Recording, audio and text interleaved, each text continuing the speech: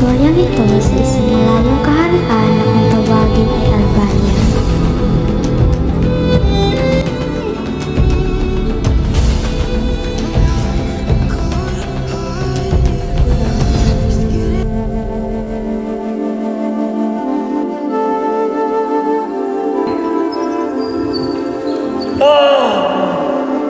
Oh, Diyos ko.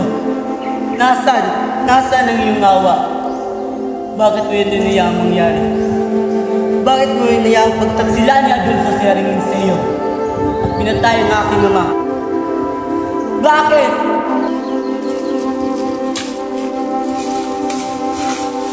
O Plereda, o Tadhana, kay lupit mo, kinuha mo aking minamahalas Plereda.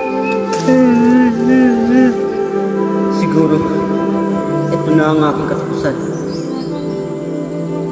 Ano ang boses na yun?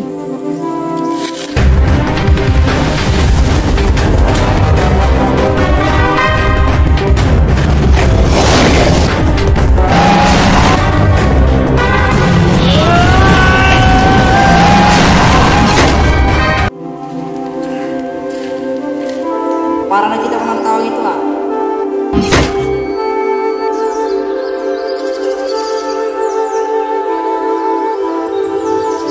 Sino ka? Anong ginagawa mo dito?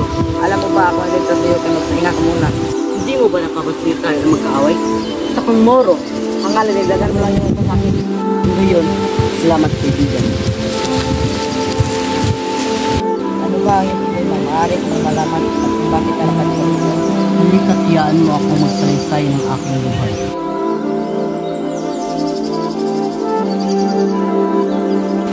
Anak ako ni Duque Viseo ng Albania at Prinsesa Floresca ng Crotona. Nung sanggol pa lamang ako, ay musik na akong gamitin ng isang bulikan. Mabuti na lang at dumating ang aking pinsan na si Menalipo at dali-dali niya itong pinatay.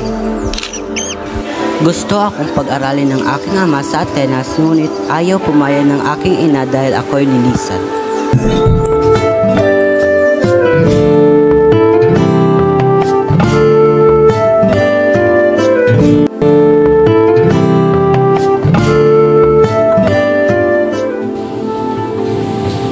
Bakit kailangan ko ng magaling? Pero mas maganda ang pag-aaral doon. Hindi siya mag-aaral ano ang kanyang kinabukasan. Sino ang mag-aalaga sa kanya? Aalagaan siya ng kanyang mga guro roon at mga kaibigan.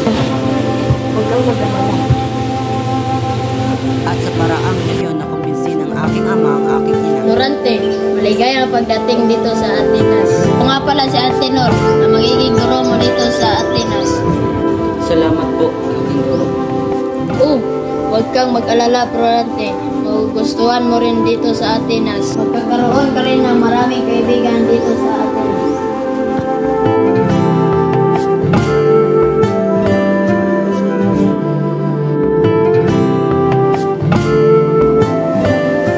Durante, binabati kita dahil may talento kang astrolohiya, filosofiya at matematika. Maraming salamat po, guro. Ngayon, nagkakaroon tayo ng pagsasalulan.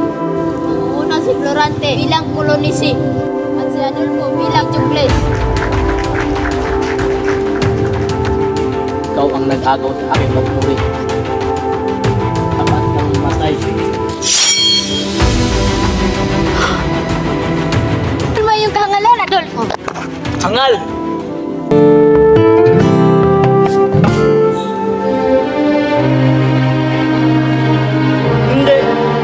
Hindi ka pwedeng mamatay. Aking ina, hindi man tayo nagsama ng matagal. Maestro, papaalam na po ako. Florante, lagi mong tatandaan na mag-iingat ka kay Adolfo. Maraming salamat po. Lagi ko pong tatandaan ang iyong bilin. Durante, mag-iingat ka. Lagi mong tandaan na dito lang kami. Minandro, sumama ka na lang kay Florante sa Albania. Salamat, Maestro. Paalam. O aking ama. Bukid Bisaya.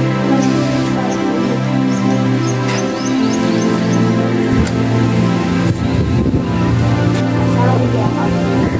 Durante, hindi ka ngayon ang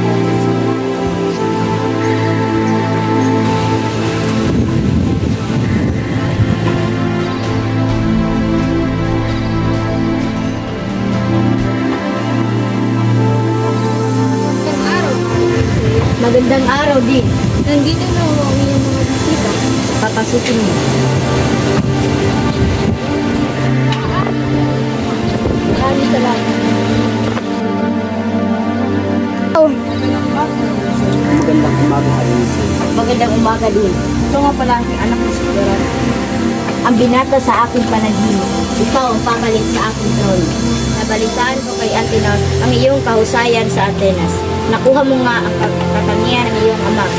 Maraming salamat po sa inyo.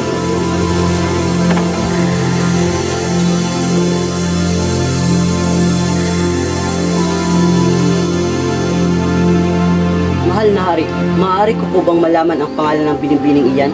Ah, siya nga pala ang anak ko na si Laura. O siya, mag-uusap muna kami sa labas ng iyong ama.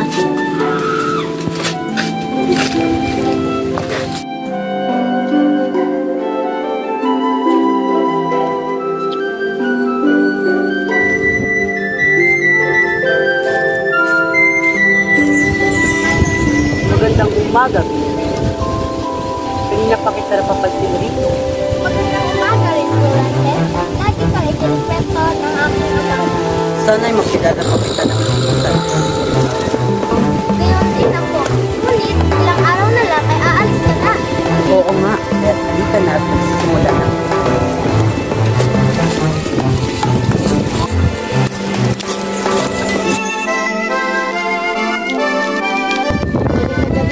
Maganda ka na para po. Maraming salamat po sa iyong paalala. Magandang gabi rin po.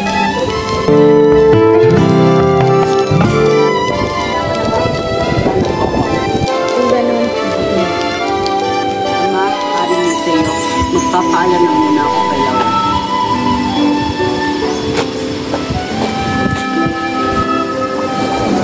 Bining Laura. Mga po, babalik ako.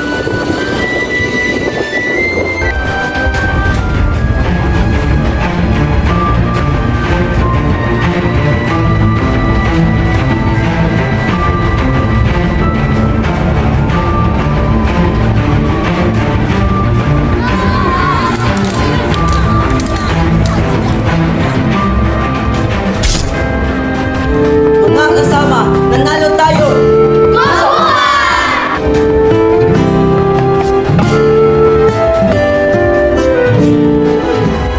Patawad mo natin. Papadala mo namin.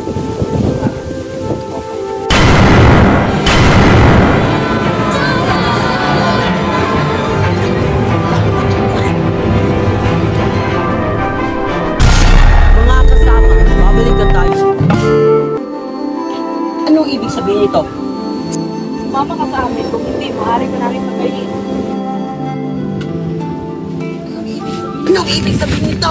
Yaka, Adolfo! Anong ginawa mo ka, Laura? Ang mag-alala, nasa sa mabuting kalagayan. Ngunit kinalulungkot mo sabihin na yung ama na si Doc Liceo ay nagpaalam na.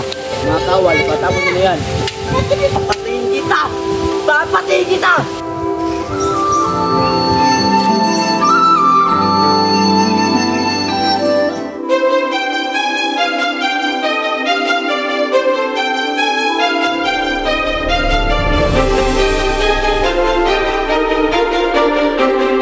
Nanay, bitawan mo ako! Anong gagawin mo sa akin?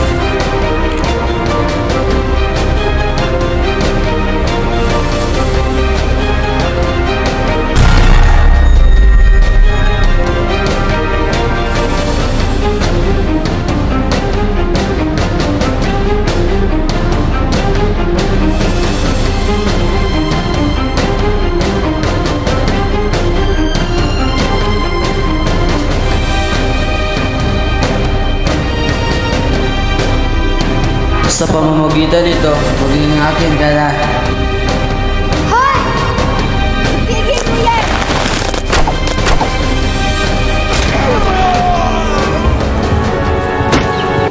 Bumising ka! Bumising ka! Ano ang mga tinig ngayon?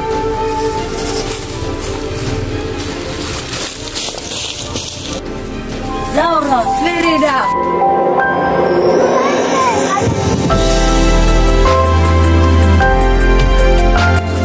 Halina kayo, tuloy na tayo.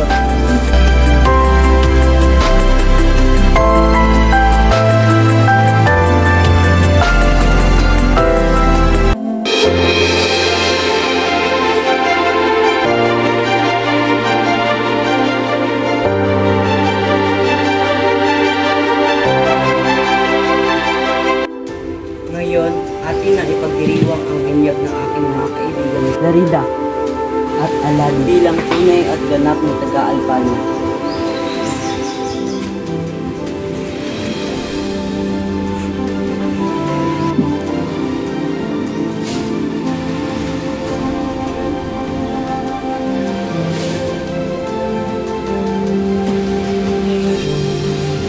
Maraming salamat, kaibigan. Durante, nguna'y magpapaalam ni Freda. Nabalitaan ko kasi na namatay ang aking ama. At ako ang papalit sa kanyang trono. Pangako, babalikan niya.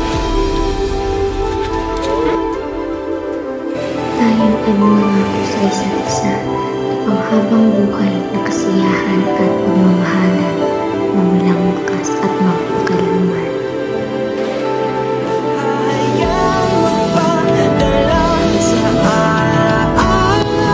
Pangako, mamahalin kita mula ngayon hanggang sa dulo ng aking buhay. Mabuhay ang bagong kasal!